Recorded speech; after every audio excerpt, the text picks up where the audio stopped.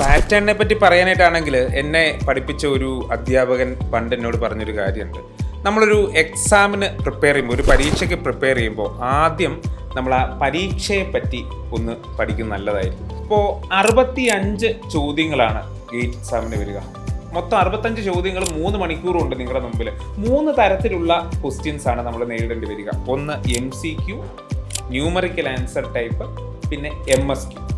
MCQ എല്ലാവർക്കും അറിയാവുന്നതാണ്, multiple choice question. ഒരു ചോദ്യവും 4 ഓപ്ഷൻസും ഉണ്ടാവും. അതിലൊന്ന് ശരി ഉത്തരമായിരിക്കും, ബാക്കി 3 തെറ്റായതായിരിക്കും. നമ്മൾ ഈ ശരിയായിട്ടുള്ള ഓപ്ഷൻ മാർക്ക് ചെയ്തെങ്കിൽ അതിനനുവദിച്ചിരിക്കുന്ന മാർക്ക് 1 മാർക്കിൻ്റെ ഉണ്ടാവും, 2 മാർക്കിൻ്റെ ഉണ്ടാവും, അത് നമുക്ക് കിട്ടും. ഇപ്പം തെറ്റാണെങ്കിൽ നമുക്ക് 3-1 മാർക്ക് നെഗറ്റീവായിട്ട് നഷ്ടപ്പെടും. അപ്പോൾ ഏറ്റവും ഇമ്പോർട്ടൻ്റ് ആയിട്ട് നമ്മൾ ശ്രദ്ധിക്കേണ്ട ഒരു ചോദ്യ വിഭാഗമാണിത്. കാരണം തെറ്റാനായിട്ടുള്ള ചാൻസ് വളരെ കൂടുതലാണ്. ഒരു കാരണവശാലും കറക്കി കുത്താനും പാടില്ല.